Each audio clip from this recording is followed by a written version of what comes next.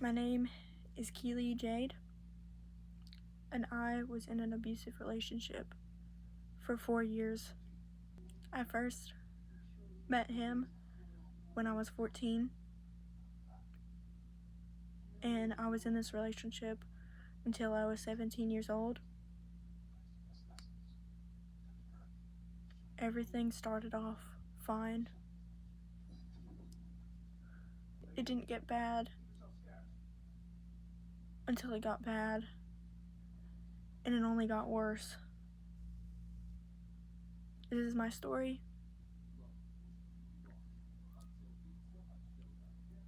and this is what happened. I met him a long time ago in middle school, but then he later reached out to me again.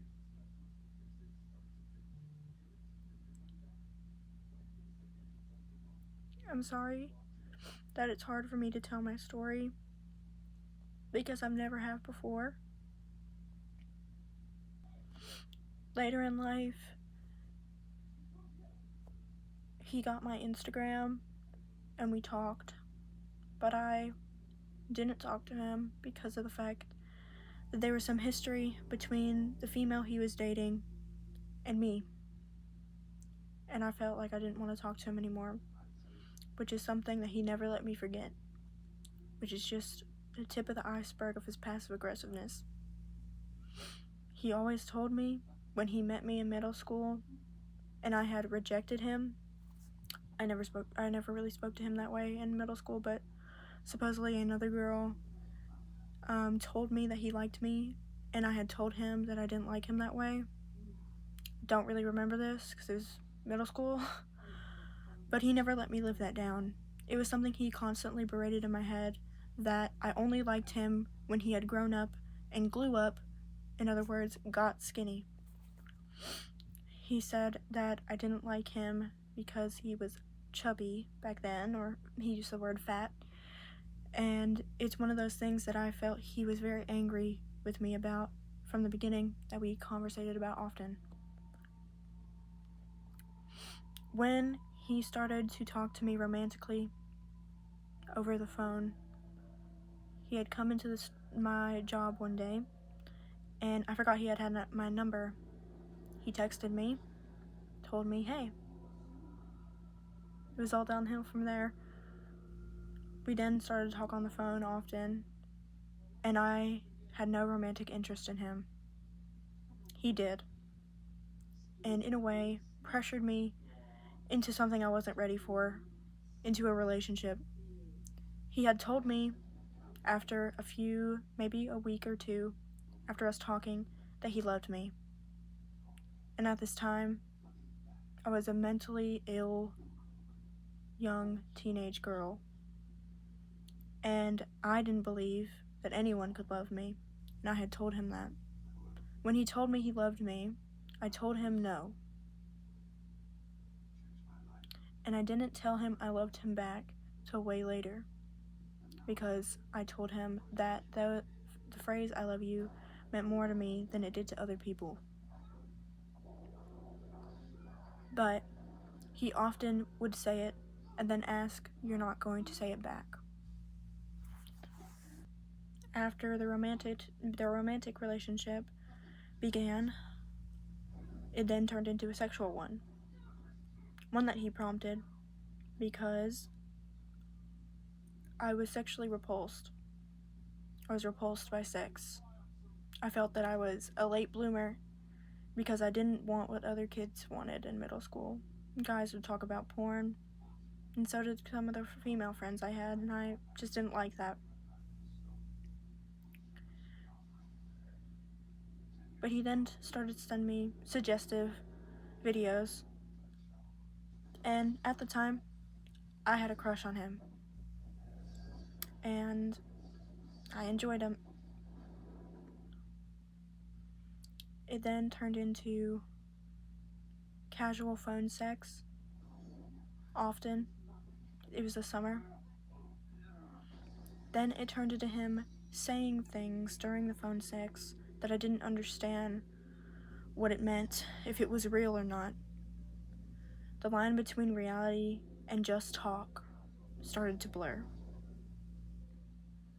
I had expressed multiple times that I didn't want to lose my virginity till I was 18. Maybe on prom night, I always said.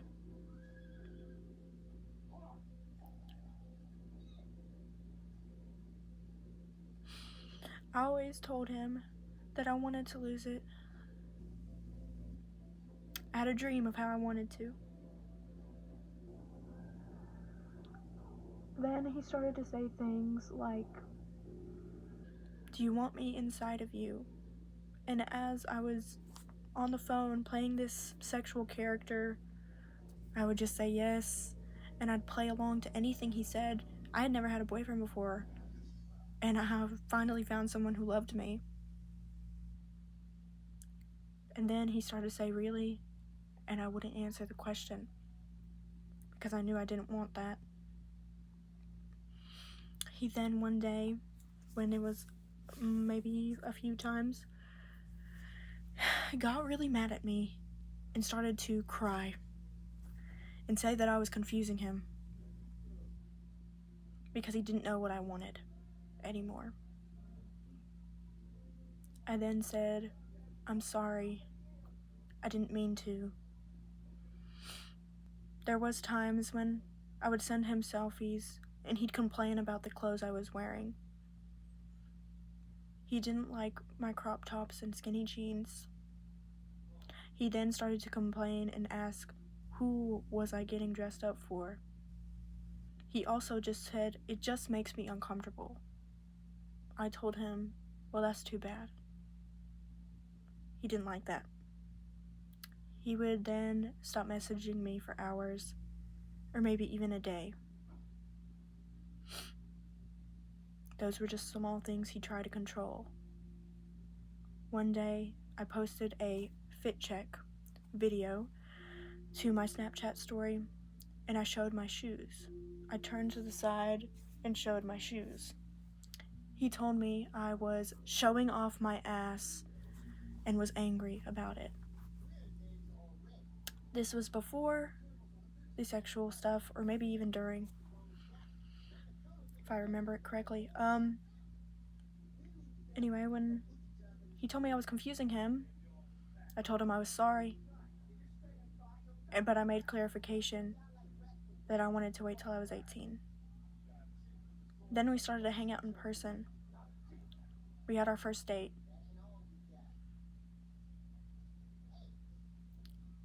And I didn't say no, but I didn't know any better. I was a 14-year-old hormonal teenager and thought that him being sexual towards me on the first date was normal. But then it got weird. I started to come over. The first day I came over, he let me go into his room. When we went into his room, he closed the door, and I asked him if that was okay, because I didn't know that it was okay for a boy and a girl to be in a room together with the door closed. He said, "Yes, it's fine." Then his mom came and opened the door, and she said, "No." He said, "Bruh, shut up." Then closed the door again, and she didn't come back. She did open the door again, I believe. There was a corner in his room where the closet was. He put me in the corner, and we started to kiss. He then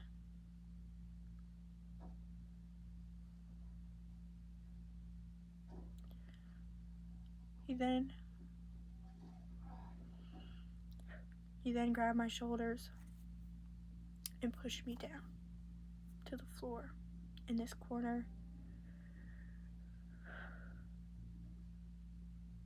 where the only thing behind me was a drawer, closed drawer. I didn't know what was happening, and I looked at him confused, but I felt the pressure on my shoulders get firmer and I realized that he was pushing me on my knees. He then unzipped his pants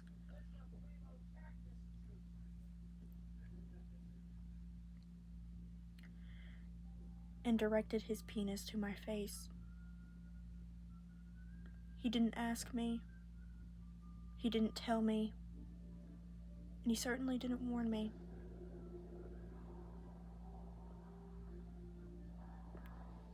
I looked at his penis and looked up and said, I don't know how to do this.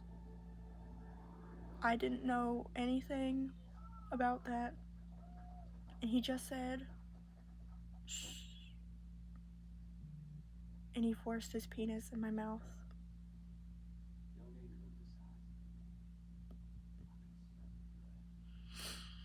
That was the first day I ever came over. I started to come over more often. Often we would make out, but never sex. It started to get confusing because he would never ask before he did things, and I just accepted them, but I never wanted the extreme things he did without my permission. There was a weird line that I didn't understand because I thought he loved me, and I thought maybe this is just how couples are. Maybe this is just what they do. I don't know. Never had a boyfriend before. He was not older than me, but he had more girlfriends. He had many girlfriends before me. I just never understand how he could have thought that way, and I had never even thought about the idea of sex realistically. I will never understand how he desired such gruesome things when I had never even thought about the idea of having sex before. One day, July 9th, I think of 2020 or 2021. I can never forget that day. I went over for a family barbecue to celebrate July the 4th with his family. His family was at his grandma's house across the street. And we walked over to his house. Why? He said, I'm going to show her my pet snake.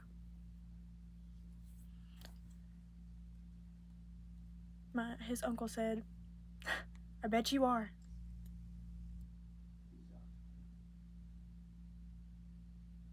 We went over. He went behind a counter and told me, come here. So I did. He then pushed my head to the counter, pulled up my skirt, and slapped me on my behind. I didn't say anything. I just let it happen. He then took my hand and led me to the bedroom. In the bedroom, we started to kiss. And I was happy to kiss him. But then he sat me on the bed and got on top of me. I thought we were just gonna make out. I didn't realize that he had other plans. Eventually, he pulled up my skirt and pulled down my underwear.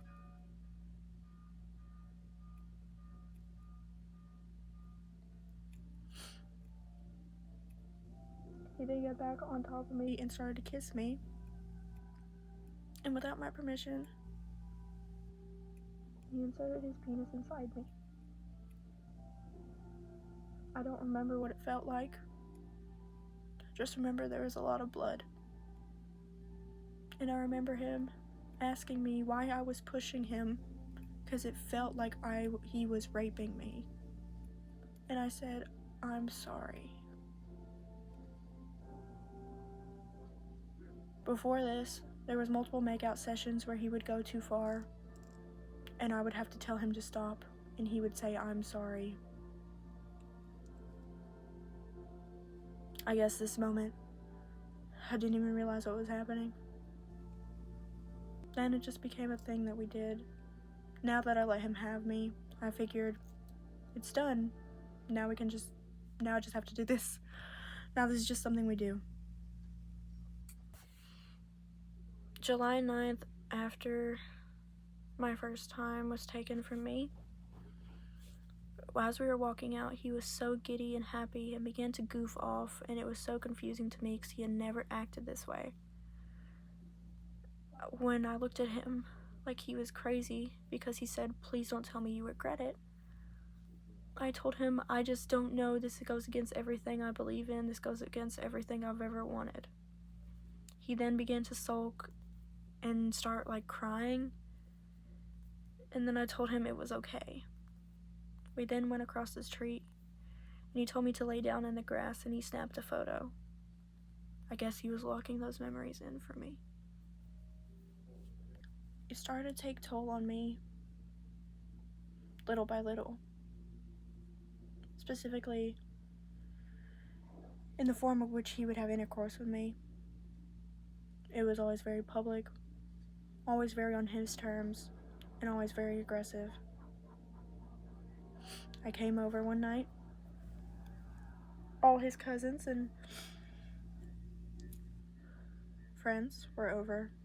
He put me in a corner at nighttime with nothing but a slab of curtain covering me, pushed me all the way to the ground on all fours, and pushed himself inside of me as I tried to stay quiet because of the pain being so excruciating. Then when he was done, he came on my back, pulled my pants up and said, you need to go home.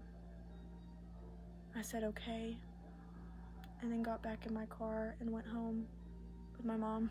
My mom was waiting. There was several instances of a complete objectification and disrespect that I could go on, but honestly, a lot of it I can't remember anymore. I'm 18. I turned 19 in a month. And some things still scar me to this day. As I mentioned, he was very controlling of my appearance. But there were also other things he was controlling about. He hated my relationship with the male people in my family, including my own brother, who he never met. He expressed extreme disdain for him for no reason. My uncle, he accused of being a rapist for no reason. His reason was, I have a feeling. He never talked to my dad, but I never really wanted him to. He often would call me names. He would call me selfish for not wearing clothes that he liked. I can remember a specific instance where he called me a selfish bitch who didn't care about anyone's feelings other than myself because I wore clothes that made him uncomfortable. I can remember several instances of him putting me down and making me feel like I was a selfish, awful person for not doing what he wanted me to do. It was little at first, but I believed it. I caught him lying on many instances of history with other women. He often described his exes in negative lights and told me that they were crazy, and I believed them. I've now talked to some of them, and they have very similar stories to me, some more extreme, which is completely insane. The first time I caught him lying was about an ex. He had slipped up.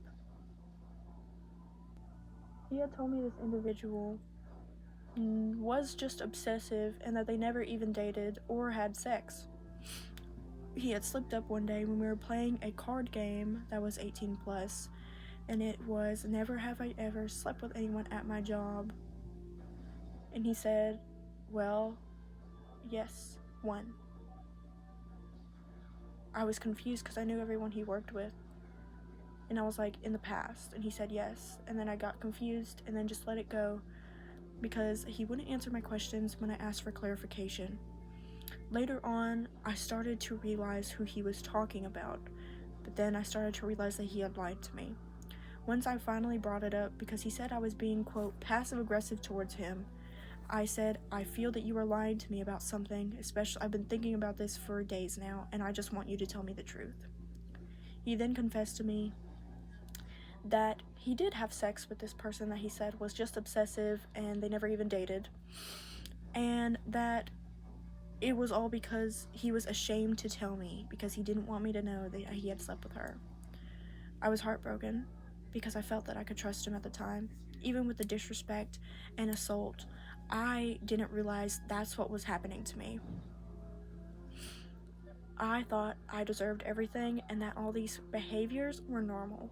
I've never had a healthy representation of relationship in my life with the adults around me.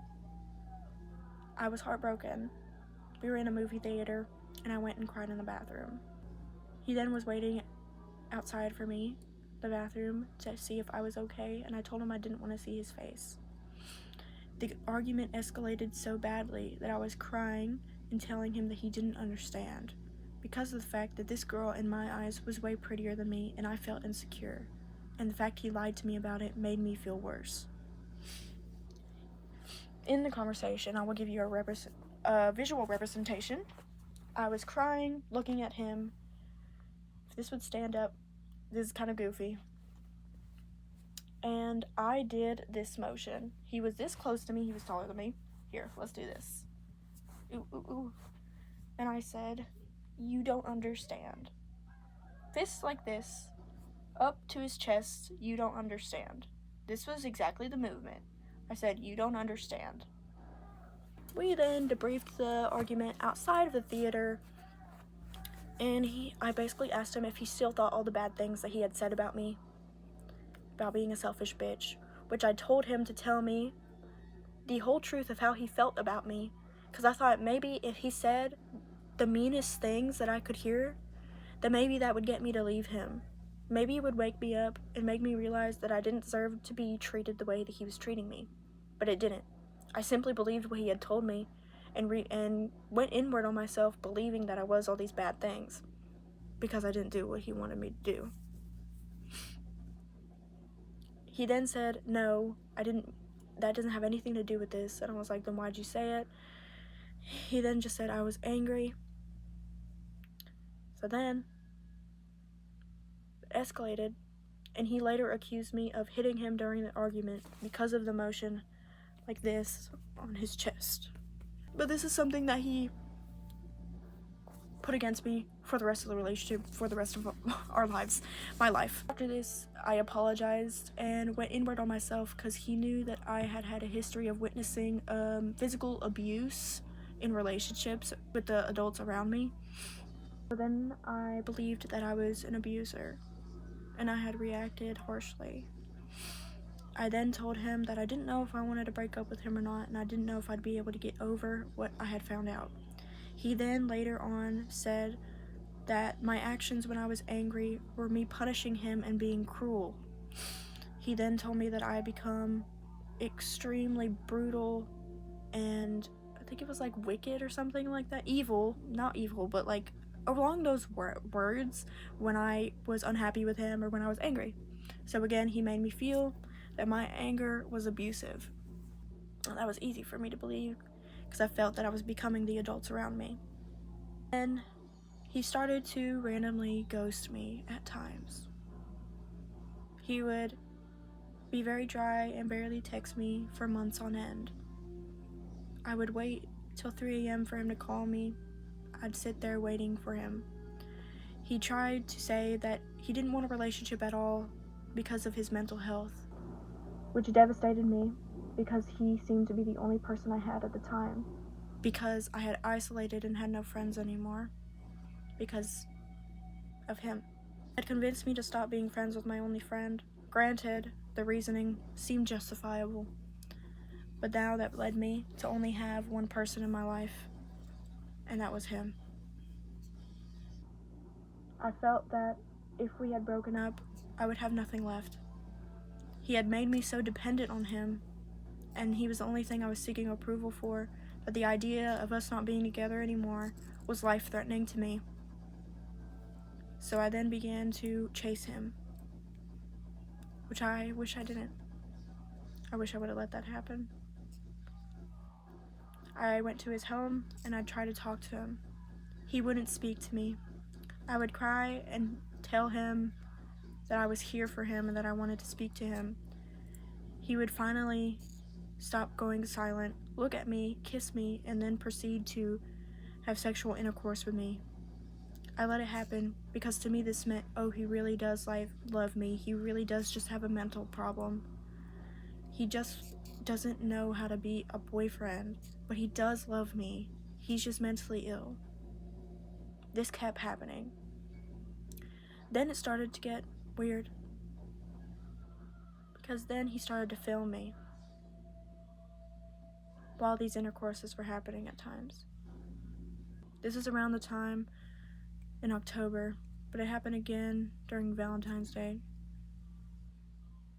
There's a time in February where this also happened. I think this was later on, but this happened in October.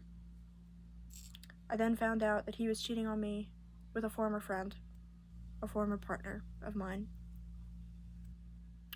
which was completely devastating because I knew that he knew the history between me and her. He said his reasoning is because we weren't together anymore. And the reason we weren't together anymore is because I had self-harm because I was in pain over his treatment of my miscarriage. I had gotten pregnant and I didn't know. And at school, I passed the fetus into the toilet. I then told my sister when I spent the night one weekend. She explained to me what had happened to me because I didn't know what was going on. I felt so devastated because I didn't know what was happening to my body. I just knew that I was sick. I then called him, texted him first, and then called him and told him I had a miscarriage, and he said, I don't have time for this right now. Can we just go back to sleep? And I said yes.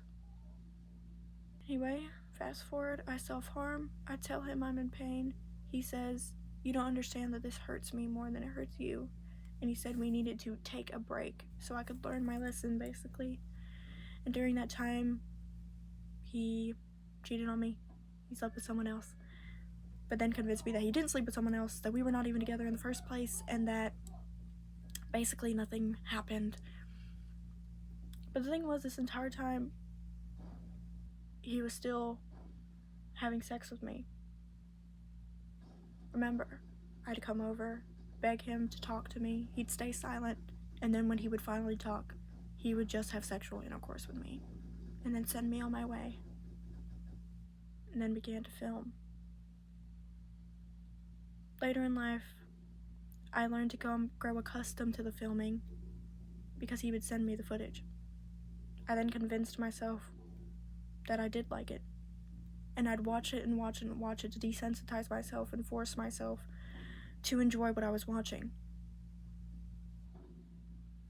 I had never masturbated in my life, yet he encouraged it and oftentimes asked me to film myself doing these things.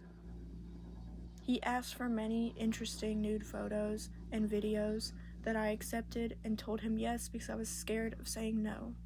I didn't know what that would cost me. And he also told me that he loved me, that he just wanted to see my beautiful body and the love of his life. He often called me wife because I was his forever. After the incident with the former friend, we got back together. again, this all happened in October. He then decided that it would be great to take a couple Halloween photos to further our bond, because now everything was fine. I had forgiven him for the second time. We went on as if life was normal, but sometimes the memories would come back. I didn't trust him anymore, and it was hard for me to believe him when he told me he wasn't cheating on me. Sexually, things became more aggressive. There are times where he would begin to be so aggressive that I cried and told him to stop, and he wouldn't. I told him to stop and he wouldn't. When he was done with me, he pulled away and asked me what was wrong, and through tears I told him, I told you to stop. He then pretended to have a panic attack, laid in fetal position naked, and didn't talk to me until I had to leave and go home. Then when I asked him what was wrong and if he was okay, he said, "I don't know what you're talking about." During this time, he would often accuse me of cheating and talking to other guys at school. I felt that I was not allowed to have male friends or female friends because he said, "You're bisexual. It doesn't make a difference." I was not allowed to have sleepovers for the same reason. I had no friends in school. I made a friend group and I finally introduced them to each other, and they didn't like him because they saw how he was with me. One day I finally opened up to them and told them, "Is it normal for things to be okay for him to do it, but if I do it, I get in trouble?" They paused and told me, "What?" And I said, "Yeah, sometimes he is allowed to have friends and go out with friends, but I'm not." And they said, "That's not okay. We need to talk about this again later." In that moment, I knew something was wrong, and I had regretted telling them anything because I didn't want them to hate him. Eventually, he had broken up with me again I don't remember the reason. I think he was sleeping with someone else and needed an excuse. I think mental health was the excuse again, or something like that. A break. He said a break or something around those lines. So I tried to spend time with my friends and we went bowling. I didn't tell him because I knew that it would make him angry because I wasn't allowed to do those things. But I thought that he had said last time we were broken up, so it doesn't matter. So I try to abide by that and not tell him that I went bowling with my friends. He found out because of a Facebook post one of the girls made of us all together at the bowling station. He then sent me the screenshot and said, "What the fuck is this?" I then freaked out and said, "Oh my god, who posted this?" I thought I said no pictures. Did y'all post anything from that day that we hung out? One of the girls then said, "Oh, I don't think," and then realized and said, "I did make my new profile picture on Facebook, pictures of us." I was being blown up on my phone by him, so I had to leave and go to the bathroom. He told me that I was a liar and that I should have told him, and why didn't I tell him, and again, how I was a liar and he couldn't trust me, and this was really the icing on top of the cake. I told him that he then said that they mattered more than him, and that if I didn't need him, and I just wanted to hang out with my friends, then he didn't need to be around, and that he saw who my true priorities were other than him. I then freaked out in a panic and told him that all I cared about was him, that I just wanted him, and that they didn't mean more to me than he did. He said that he didn't believe me, so I said, I will drop everyone now to prove to you that you're my one and only, and that I do love you, and that I don't prioritize other people other than you. He said he didn't care, and I did it anyway, to prove that I did love him. So then, my only friends that I had, I didn't have anymore, and I was alone again, which was his goal. He needed me to stay alone. They had figured out that he was not a good guy, and they were not very pleased about him or that nice to him. After this, the verbal abuse continued. It never slowed down or stopped. After this, it's harder for me to remember, because I believe that I dissociated everything after this. What I do remember is sexually, things still began to become more aggressive, to the point that he filmed a video of him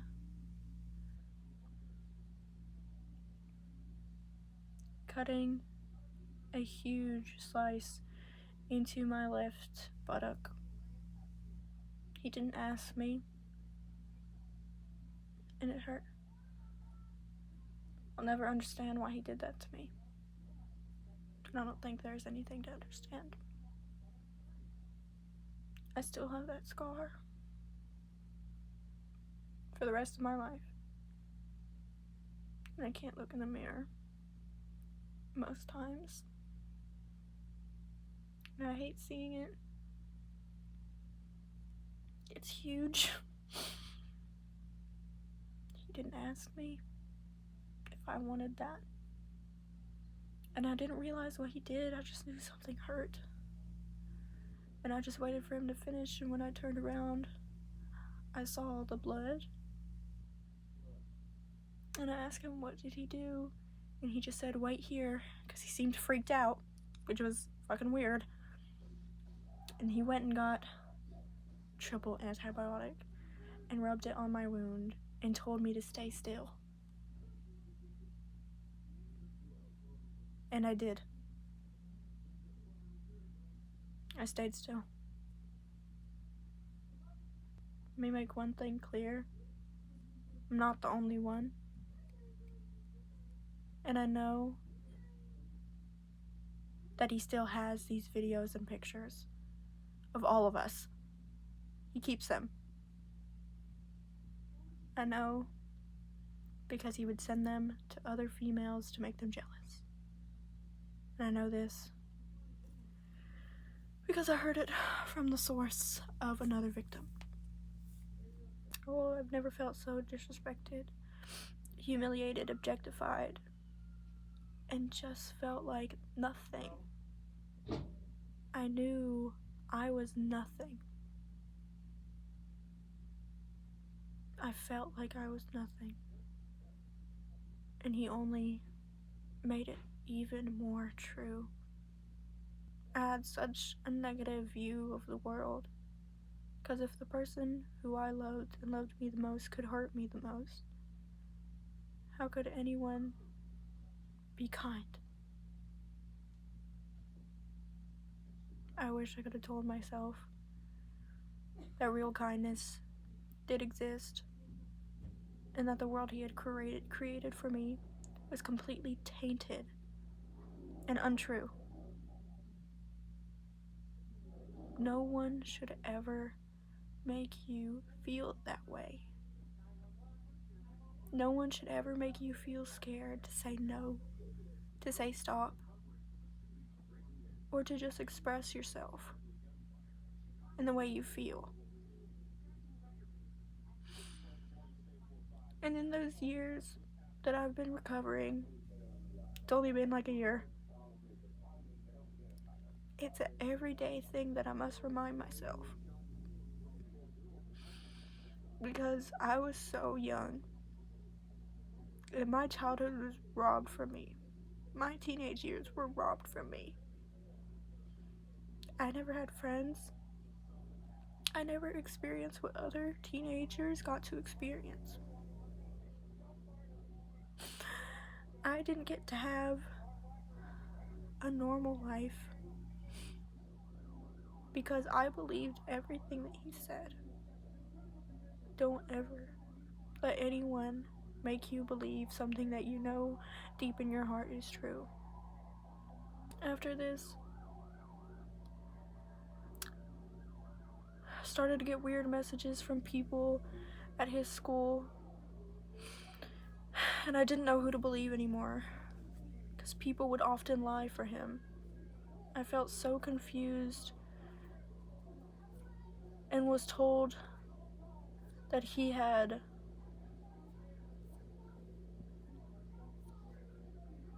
was cheating on me with 2 other people, and that he had caused problems with the family, and that the principal was involved of some sort. I didn't understand what was happening, and I completely thought that it was a way out.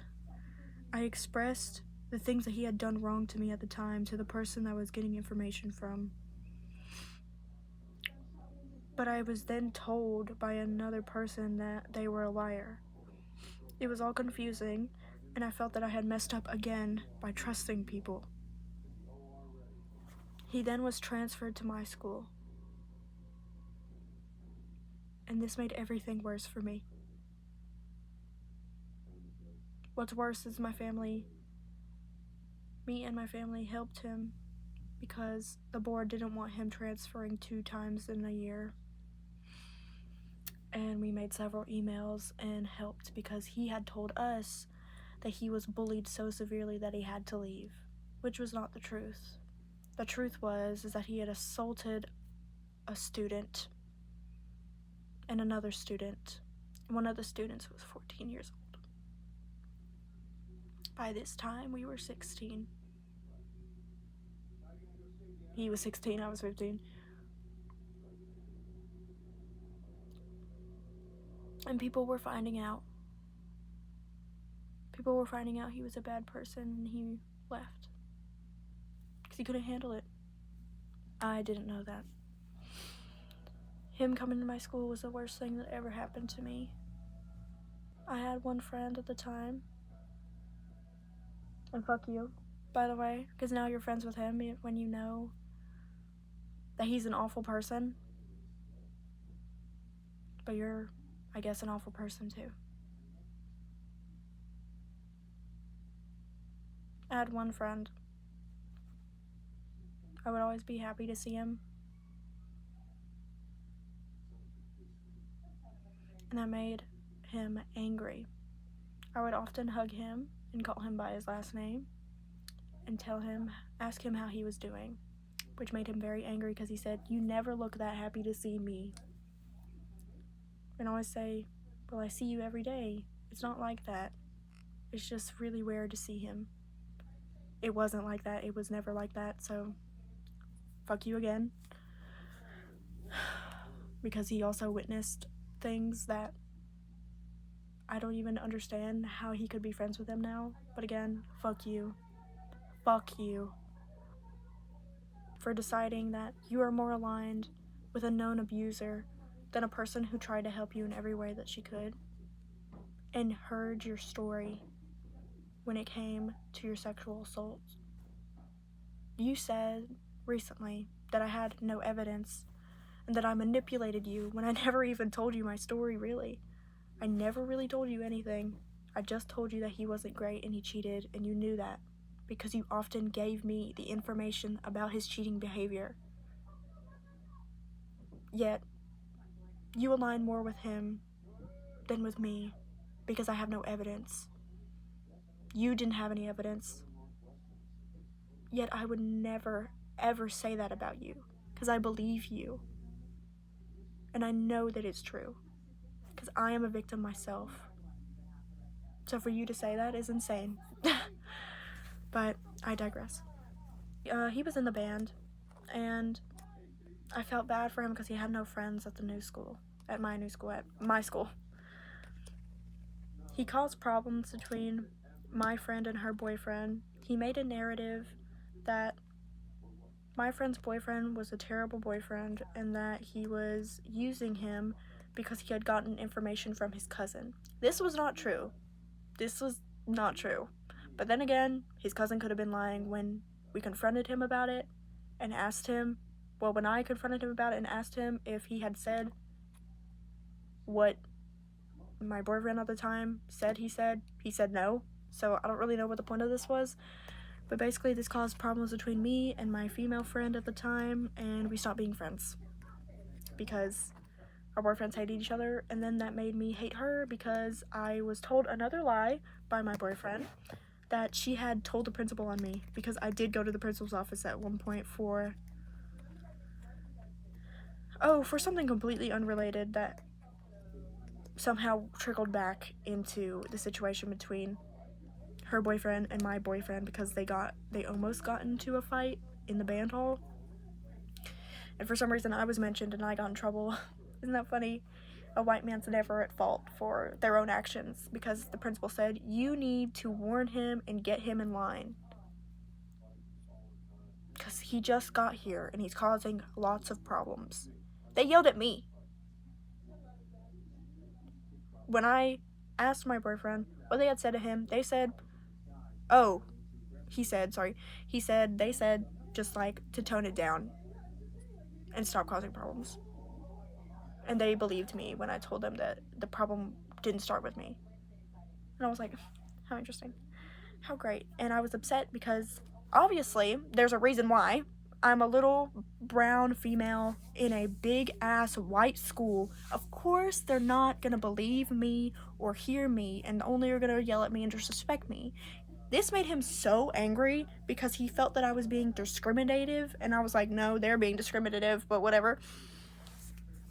And said that I was being like, I don't know exactly what he said, but he basically said that my reality was like not real and that I was just like making it up, I guess, and that it wasn't his fault. And I never said it was your fault. I'm just saying that that's really rich and upsetting. Anyway, he told me he made a friend in band, and I was super happy for him because I felt bad that he had no friends. He told me it was this lesbian, and I was super happy for him because, you know, I wanted more gay friends to be more around more people part of our community, me and his community, which is something that we had in common that I appreciated because I live in a really, really small town. So I didn't think there were many people like us. He slowly talked to her more and more and had a group chat with her and some of her friends who I didn't realize were in 8th grade. She was 14. We are now juniors in high school. He was 17, I believe. Can't really remember. Maybe 16 if we're being lucky. I didn't know this till way later about her age. But you always find out new things. I just now find it interesting that everyone he decided to victimize before and during me and after me were young or the age I was when we first started dating. By this time, I was completely insecure because of the females he would cheat on me with were, in my opinion, more beautiful, more developed, and just fit beauty standards more than I did. So when I finally met her and saw her, I was, in a way, shocked of her body type. She was extremely curvy, and in my opinion, she was beautiful. The first time I met her, she had brought him something. I was walking out of class, and he was walking out of the band hall, and she went and gave him something and then left. And I asked him if that was her, and he said yes. He said that she wanted me to give this to you, and gave me a little plastic ring. It was like see-through and had flowers on it. And I said, oh, how sweet, because I thought he had made a really good friend. He then told me that she had bought him a jacket that I was going to buy for him, but I couldn't afford it, as a gift. And I thought, oh, what a good friend, because I was super naive. super naive and trusted him. Why? I don't know. I just hoped that he would change. One day I mentioned that she was very attractive and how beautiful her body was. And he said, I know, right? I was confused because I wasn't allowed to talk about other people being pretty or someone. I couldn't compliment other people in front of him because he would get very angry. But with this person, he was like, I know, right? And I just felt, oh my God, he's changing. I'm allowed to compliment people now. Big mistake. There was this Valentine's Day bash this year. This happened. The year that he transferred to my school.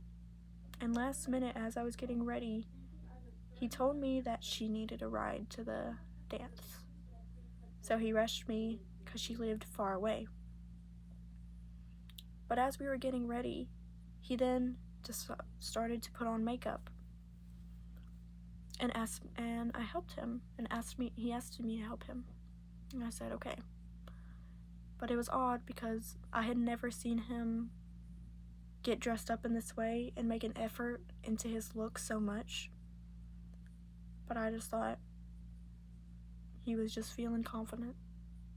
We went and picked her up, and because he had a really small car, it was a 2-seater. She sat in the floor but on my lap the entire time.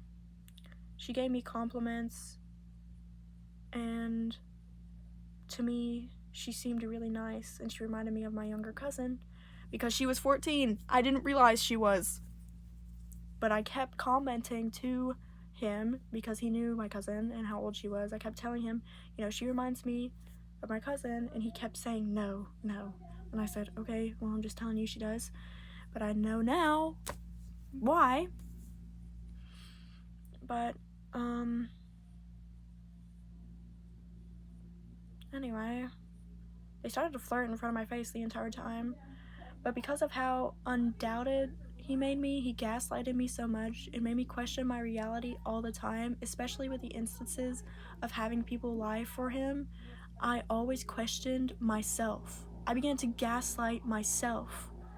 So often when I believed something was wrong, I convinced myself nothing was.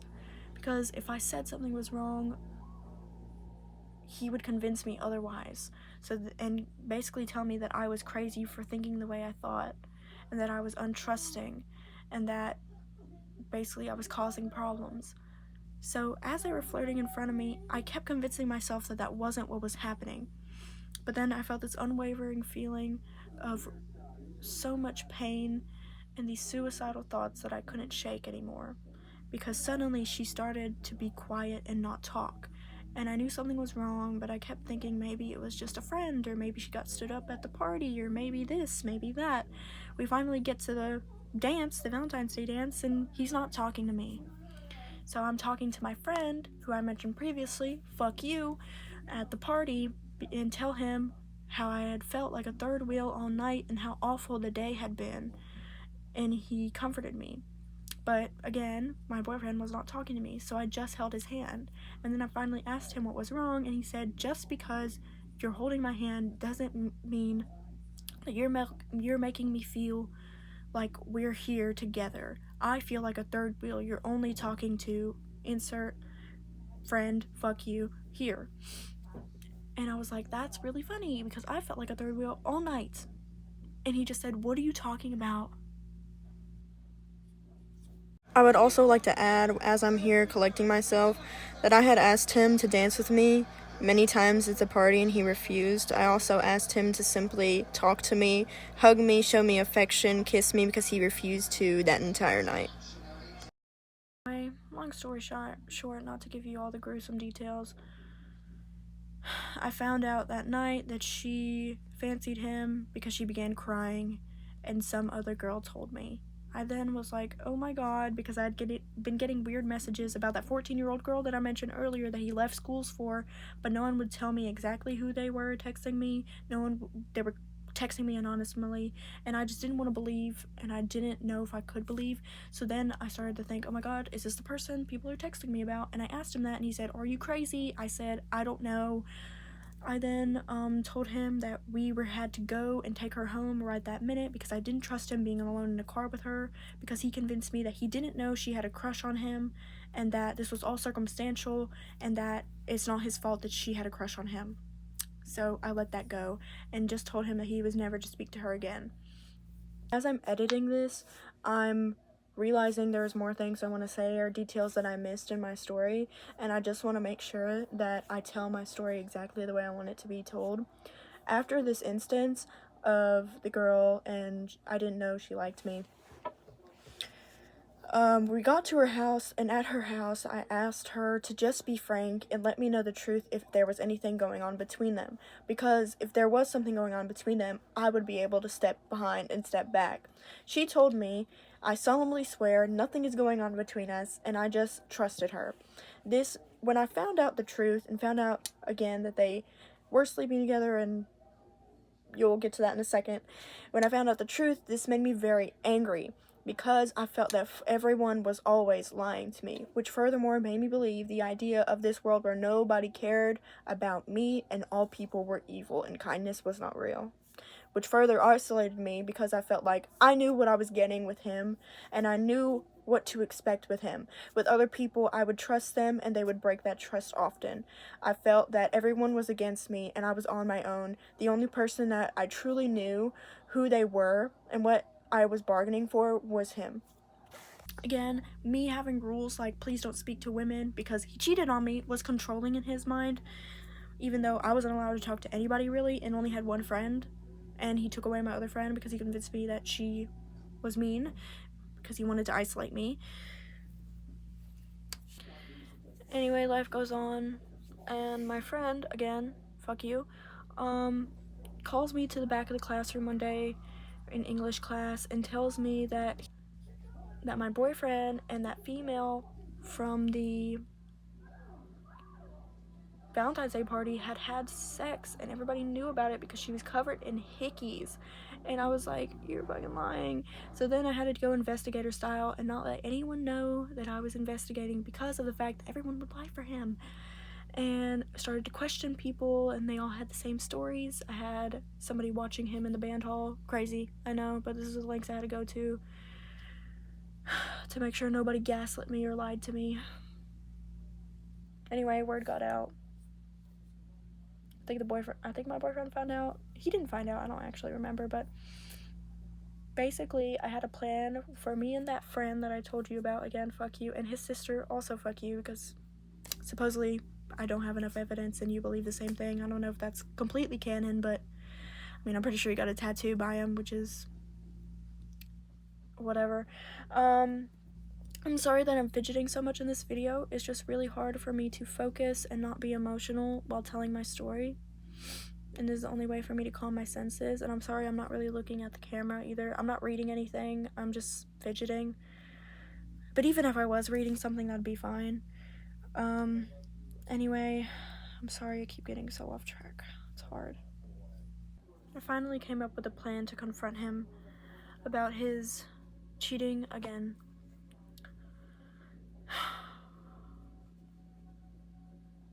The plan was that I was going to get my friend and his sister, we were all going to hang out and confront him with the screenshots of what people had said and the messages between him and her that I had found by logging into his account secretly.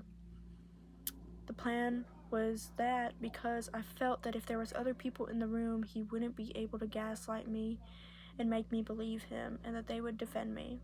This plan was ruined by a storm. The day I was supposed to go, a storm came and I wasn't allowed to go to my friend's house. And I couldn't hold it in anymore. I went up to him in the band hall and told him that I was going home because all the power had went out in school and people were trying to find a ride home. And I told him I had to go and he said, let me come with you. I said no at first, but then he said no, let me come with you. So I did. As we were waiting for my sister to come pick me up, I let the truth out and told him that I knew everything.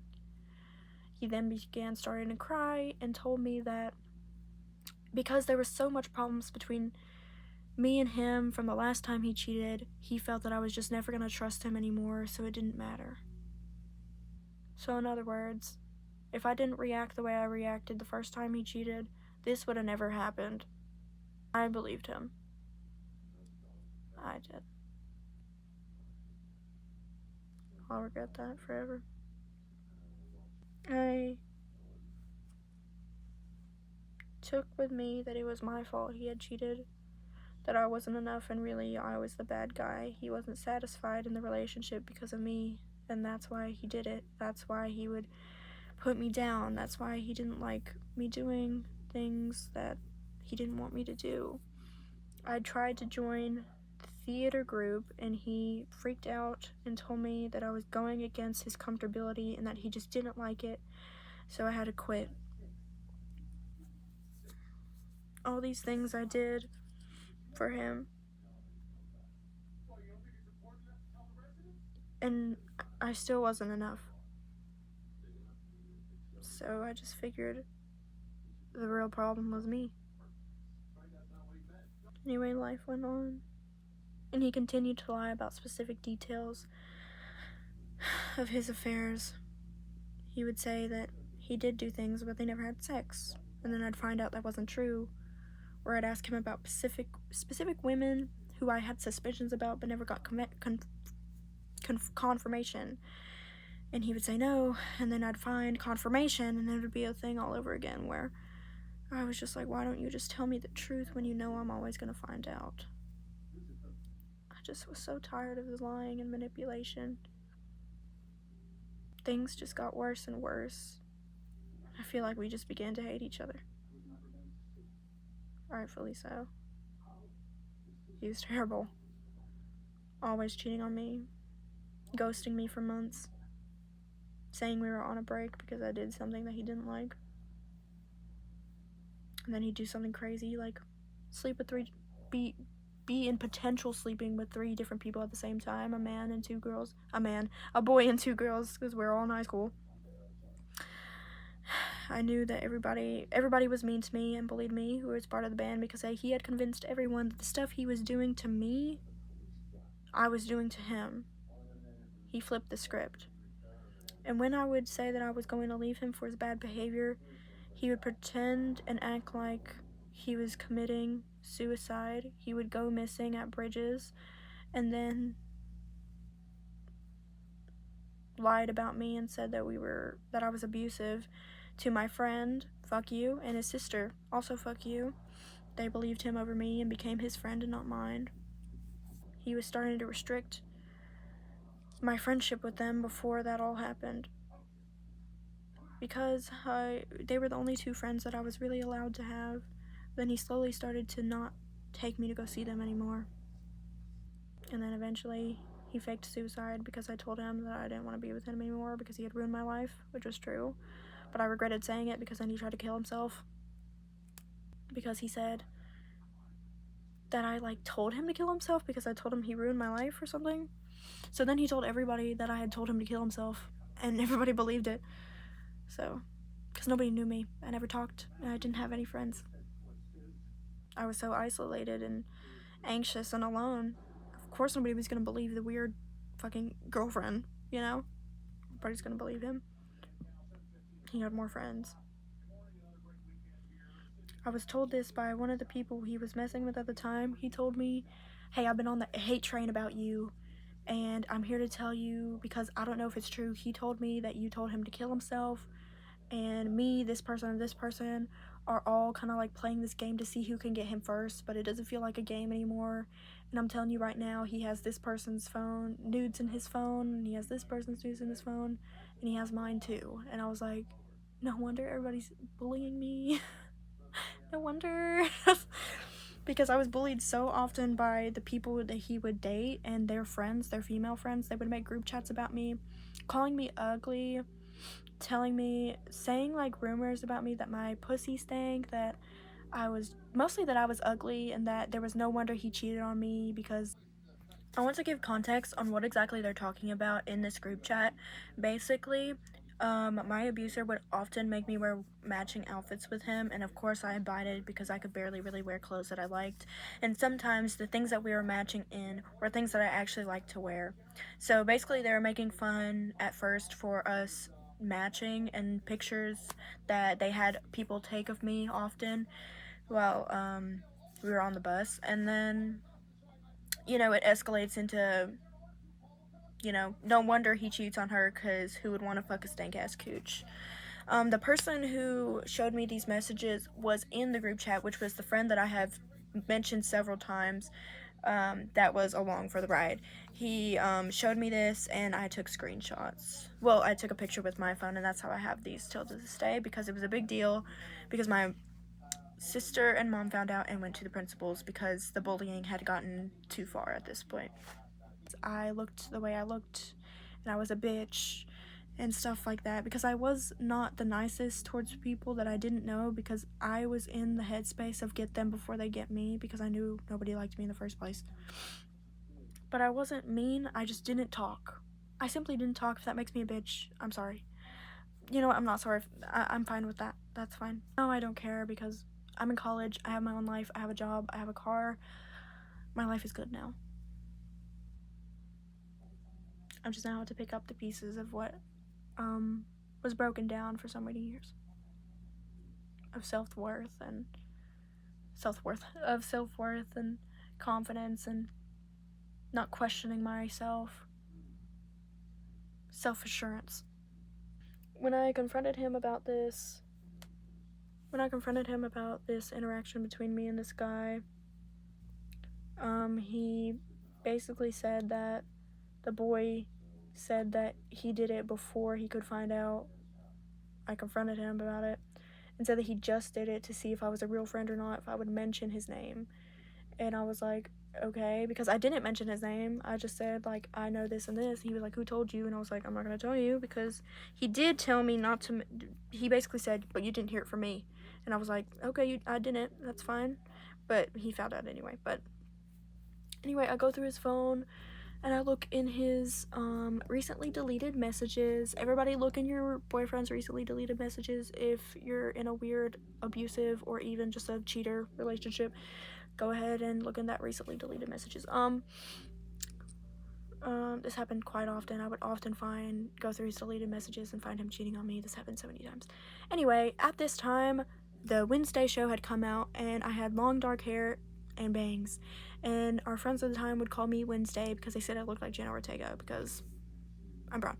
And there was a school play of the Addams Family going on, and one of the girls he was messing with was part of the cast, and we conversed about the fact that she would have been a better Wednesday aesthetically than the person who was chose as the Wednesday at the time. I looked in his deleted messages and saw a contact name Tuesday, because my contact name was Wednesday. I'm just gonna let that sink for like a second. I just want to let y'all, like, let's just sit with that, honestly.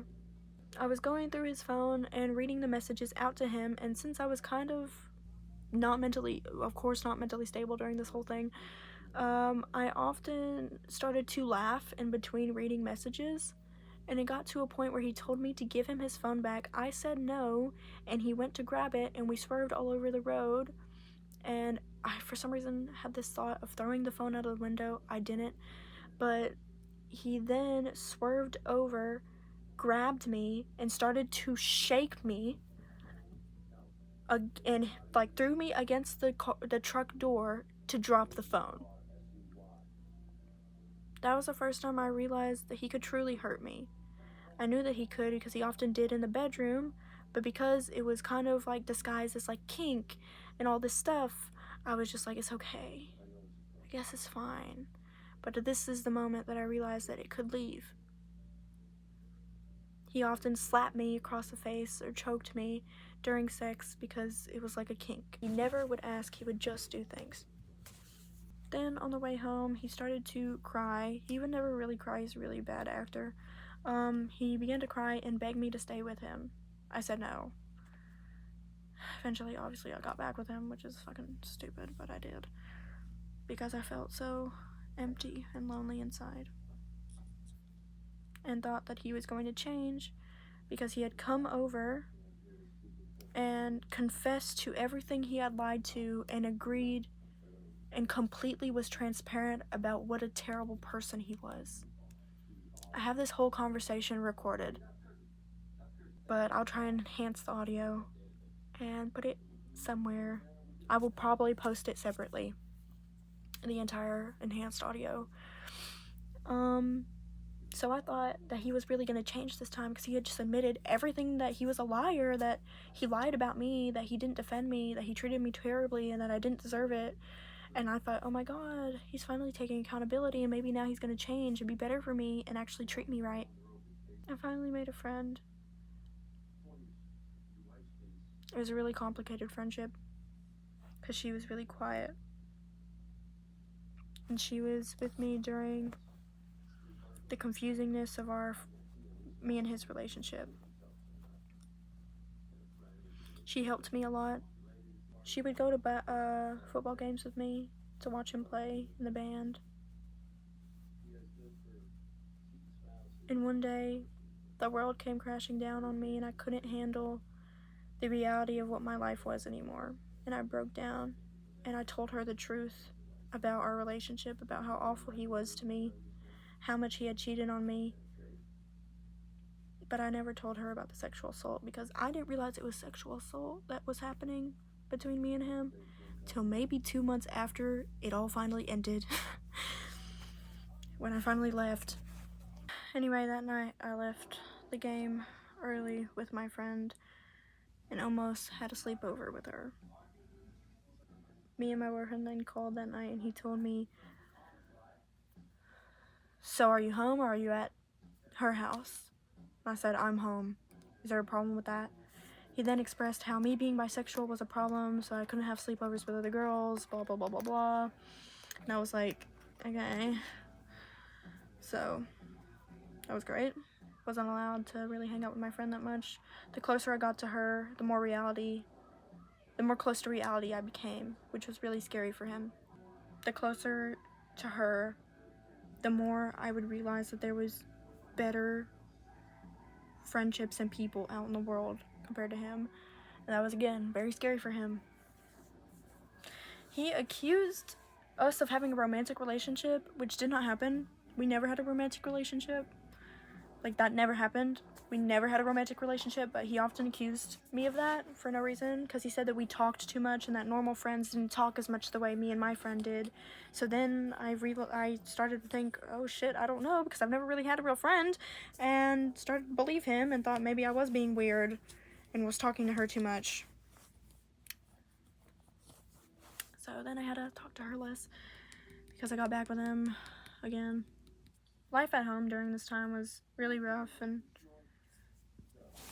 he was my only other person that treated me a little bit better in my eyes. He was the only person I had, so there was an instance of family fight happened, and I tried to run away. Homecoming night, and he helped me. Got ready for homecoming, and we went and picked up my friend, and we didn't go to homecoming because it was really awful. We went to the fair instead. That night so much was going on that it went to the point of me almost having to get to stay with my friend. I was a little happy about that because I was like, I can't go to your house talking to my boyfriend because they'll know where I am. But that didn't happen. My sister told me to come to her house, and I just didn't want to go home because I felt so heavy, and the night had gone so badly, and my life just felt so heavy at the time. That night, we went back to his place because I was tired and I just wanted some peace before I had to go back and face the music. I had a onesie on and it was really cold. I had a suit on for homecoming, and I didn't take off my suit all the way under my onesie. He kept asking me why I wouldn't just take off my clothes because I would get warmer faster in my onesie, and I just told him that I didn't want to, that I was too cold. He then started to pull at my jacket and tried to take off the rest of my clothes, and for the first time, I kept telling him, no, I just don't want to. I'm just cold. I just don't want to.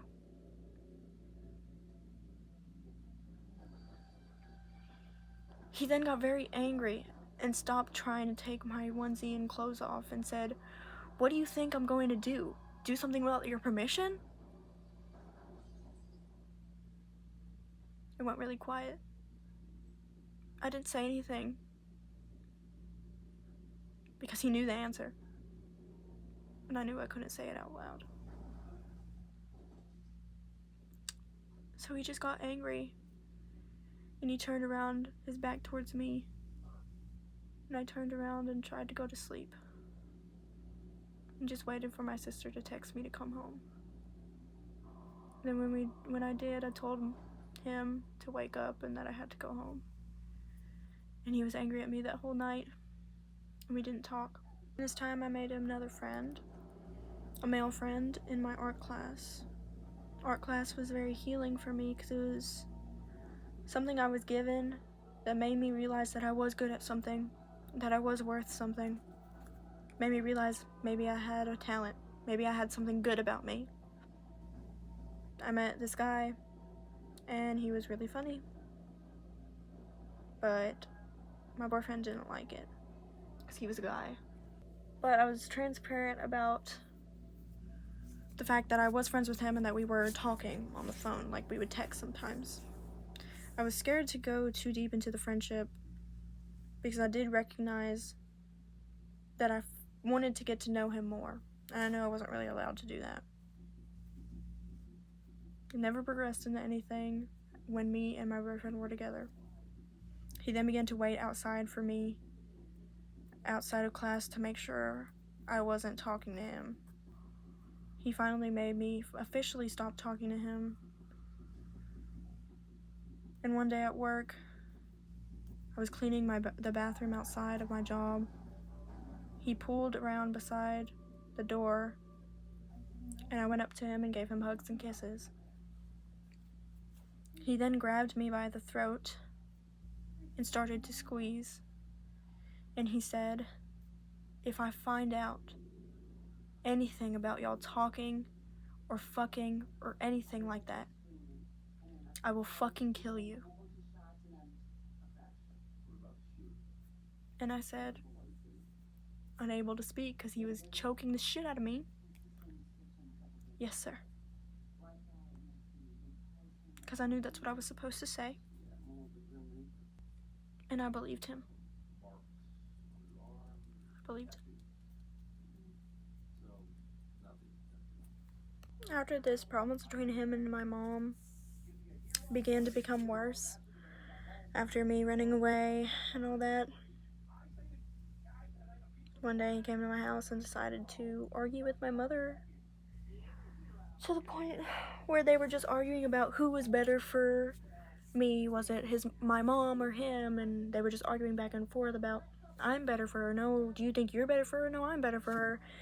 And it was a sword fight, if you get what I'm saying. It was very upsetting, and I just sat there and cried and didn't defend anybody. And she told him to get outside of her house, and he said, "I will." He said, like, "You can't keep her away from me," or something like that. And he gave me a kiss and told me, "I'll see you later." And I just cried. He was very angry at me for not defending him, and my mother was also angry at me for not defending her. But I didn't defend either of them. And my mom told me, "I just don't want you to end up like me in my old situation," because she had a history of domestic abuse. And I told her it was too late. There were several times I tried to leave, but sadly my mom did the wrong thing and led me back to him, thinking that it was what was best for me because of how depressed I would get when he was not around. But that was gonna happen because I felt so alone without him. So she would lead me back to him. I'd get cycled right back in. She made a lot of mistakes, and she can own up to that now. After everything, I was so tired and just wanted everything to be over. And often when I would get angry at him and tell him that I felt so hurt about stuff he did to me, he would say, "It's not my fault that you forgave me and let me have another chance. You can't blame that on me now." Basically, I'd already made the decision to move on, and so we couldn't argue about it anymore. I couldn't be hurt about it anymore because it was my fault because I told him it was okay. And I was tired of that argument. So I was trying, in a way I was waiting for him to do something again because I knew he would. Deep down I knew he would, but I kept convincing myself that he would change in some way. I don't really know why. And we argued so much because he was mad at me for becoming friends with my friend Chris, who is gay. He's gay. He's a gay man. He's gay. He always has been. He's always been gay. He's a gay man. Jesus. Sorry. It's so ridiculous. He got mad at me because I was becoming friends with Chris. Like, I was getting very close with Chris. We were becoming good friends to the point where we were exchanging Snapchats, and he said I wasn't allowed to do that because he was a boy, and I was like, he's gay, and he's like, yeah, but I heard he's bisexual, and I'm like, yeah, but, like, he's gay. Like, I'm sure you've heard but he's gay.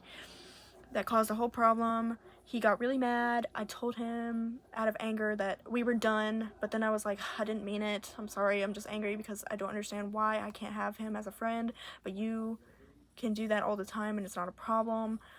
And then, basically, he cheated on me with that girl from the Valentine's Day Bash again, because we were going to go watch the FNAF movie. It was releasing that Friday, and I was getting my nails done because we were going to be Sally and basically Nightmare Before Christmas, Jack and Sally. I was going to be Jack. He was going to be Sally. And so I was getting my nails done, or I was getting his nails done so that we could, like, have, like, Halloween nails. And that was another big thing. I was not allowed to have nails. I was not allowed to have long nails because he told me that it made him uncomfortable and it made him be unattracted to me and they were gross. So anytime I had gotten my nails done, he made me feel ugly. He told me how gross they were and, like, put me down a lot. When I cut my hair, same thing. I was not allowed to cut my hair because when I did cut my hair, I was ugly and it made him uncomfortable. It's just not the same. He would stop saving selfies I would send to him on Snapchat because it just made him so upset that I had cut my hair. Not allowed to cut my hair, was not allowed to have nails. He was alright with makeup, but he hated, like, the way I dressed. He would often slut shame me and tell me that I was showing off for wearing clothes that fit me. And I had a really bad eating disorder problem, and he would really add fuel to it because he'd often comment about my weight and say that I was prettier when I was less thin. So it didn't help me at all. He would just always comment on my body. Not good at all. Was not allowed to have nails, but he was changing. He was allowing me to have nails now, and I was allowed to cut my hair, so things were changing. He was changing, but he would only offer things like this. Oh, he also never paid for anything. Like, I always paid for him, which was really odd now that I think about it, but he wouldn't, like, if he had messed up really bad and I was upset, basically to redeem himself and tell me, like, prove to me that I was changing, he'd, like, allow me to do something. Like, he'd allow me to cut my hair. Like, he'd be like, you know, I was just thinking and I was about to let you cut your hair. And then I'd be like, oh my god, he is changing. He's gonna let me cut my hair now. Which is really disgusting and weird and so baffling to even think that was a reality that I had in the past, where I had to have permission to cut my hair. Basically, this is where everything ends. Where it finally ends. But not really, because he's roaming around living free. Like, he's fine now. Like, he's having a grand old time having more victims. But I went through his phone while he was getting his nails done and saw that she had texted him 222, and he's stupid and I guess, like, didn't tell her we were hanging out that day. I don't know. And he had it in his second account, notification sounds turned off, and all the messages previously that he had talked with her were, like, deleted, so I could only see 222. And I was like, bruh. And I was also like, thank god, I can finally be free. He fucked up again. And you know, 5th time is the charm. 5th time of trying to leave is really the charm. And I basically told him that he asked me what was wrong. I told him, you know what's wrong. And he then asked me to have his phone back, and I just said no because we were in the nail tech, and I told my nail tech to finish up his set and that we were gonna be done. And she said okay, and then, you know, I paid for his nail set, and then we had a ride home, and I told him to bring me to my mom, that I wanted to be with my mom. And he began to beg me and tell me, like, well, we were arguing, you know, the whole shabacle of, well, you know, you were this, you were that, and that's why I, like, went to comfort, and she's the only one who cared, and because you seemed like you didn't care. And I was like, okay. I just said okay. For the first time, I was like, I've already heard all this before. Like, I've already heard all of this before. And I held his hand because I knew that was the last time I was gonna be with him. I knew. Had locked it in that this was it. Went to he dropped me off with my mom. I broke down and told her what happened. Then I went and picked up my friend, and we went trick-or-treating. When we went trick-or-treating, my friend, fuck you, again, that old friend, that guy friend I had, fuck you. They work together, by the way. I think they still do, I'm not sure. But I went and picked him up because he was like homeless at the time. I don't really know if I should, but I went and picked him up. And then when I got to the location to trick or treat, me and my friend got out of the car, and so did he. And I turned around, and he was standing behind my fucking car. I had expressed very clearly that I didn't want to talk to him anymore and that we were over, and he followed me to where I was. How he found me, I will never ever know. I even asked my guy friend that was with me, and again, fuck you. He told me he didn't tell him where we were, which I don't know if I believe till this day, but whatever. Anyway, so then I was just like, I'm just gonna have to act like he is not here, because me and my friend were both like, what the fuck? What the fuck? So we then just began to trick-or-treat, and he walked with us and followed us the entire time. Anyway, eventually we went to a grocery store to get some food because we were going to have a sleepover. She was going to spend the night with me. And I thought we had lost him because I had not seen his car follow us that far, and I was so relieved. I walk out of the store, and he's standing outside of his car waiting on me. He's standing outside his car waiting for me. And I'm like, oh my god. And I just go, what the fuck is going on? What do you want? Why are you following me? Stop following me. He just says, I just need to talk to you. And I said, and I told you no, I don't want to talk to you. Stop following me. And I finally just give in and say, okay, fine. And he's like, basically he's saying like he needed a chance or something. And I said no. He continued to follow me like most of the night. I don't remember when he stopped following me. Oh, he didn't.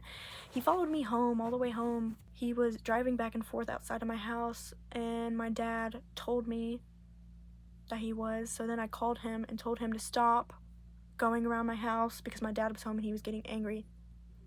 Because he was. Then he tried to kill himself. Again. Carbon monoxide poisoning. He put a hose in his car and then told a mutual friend of ours, his cousin's girlfriend. She called me and told me, and I was at work, and I was like getting all these messages from people basically saying like, he's about to die. And I was like, oh my fucking god, because I had finally decided to stop for real talking to him. He went to the mental hospital, and I was so relieved. But then it got to the point where I was hearing all these rumors that, you know, the reason that he tried to kill himself was because of Jade, me. And I was so tired that I had never done this before. I went to the school fucking counselor. That he had made me also feel that it was my fault because the day I officially stopped talking to him, because I still would text him every now and then because I had this like trauma bond with him. The final day that I decided like I'm actually not talking to you anymore and let him know that, he attempted to kill himself. I did call him that night while he was in the hospital before he was admitted into, you know, a mental hospital. Because, again, I felt like it was my fault, and everybody thought so anyway. Anyway, so I go to the school counselor and basically say, like, this is what happened. He followed me. He won't leave me alone, and, like, I don't want to ever speak to him again. I just feel so heavy because everyone is blaming it on me. And basically, they knew about the mental hospital thing because he was gone, you know. I became better friends with my friend Chris and my other guy friend and that female friend that I talked about with trick-or-treating and everything, and the guy friend from art, Chris. Love you, Chris. And I tried to live my life. I tried to move on and forget about him. But then he came back in a week, which was insane because I felt like he needed to stay longer. And I didn't see him, and one day my art teacher told me to get the projector, and I saw him through the crack of a window, and I started to have a panic attack. And I realized that he scared me, and that I was scared. And then I realized how many times he had sexually abused me. It all clicked why I was scared. There was a time in the car when he had convinced me to have sex with him, and then as I was turned around, he had inserted his penis into my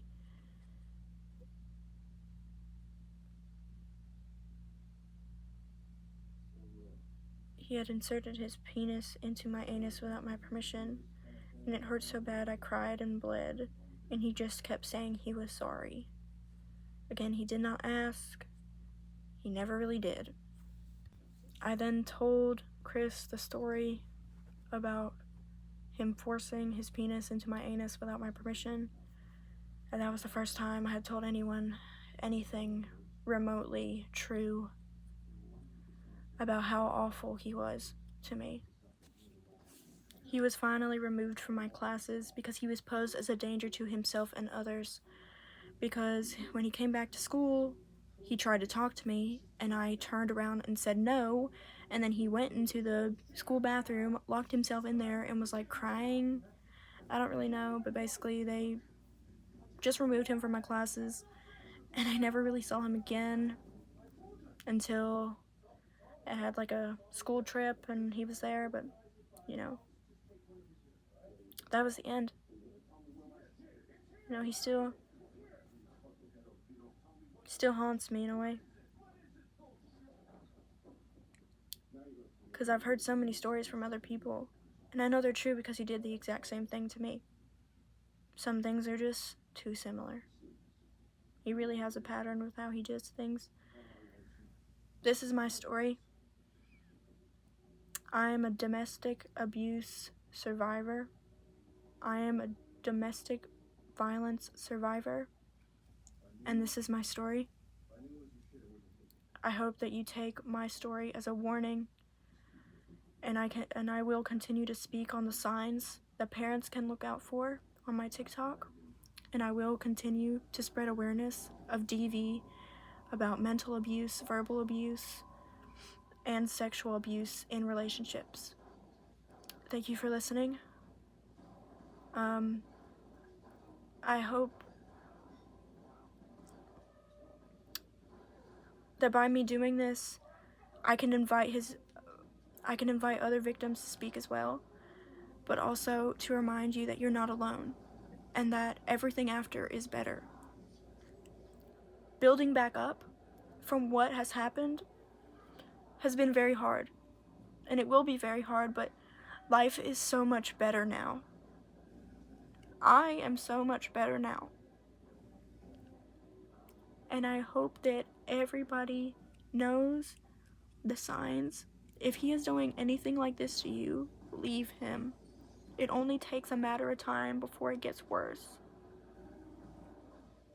I'm so glad I made it out in the time that I did, because I was almost going to turn 18. And he wanted to get married and move away as soon as possible. If that would have happened, I don't know if I'd still be here today. My mental health was so poorly damaged before, during, and after that if it had went on any longer, I don't know if I would be here today. I want to thank my friends and my family for helping me get through this, and I most importantly want to thank myself for becoming empowering and telling my story to the world. My name is Keely Jade, and this is my story.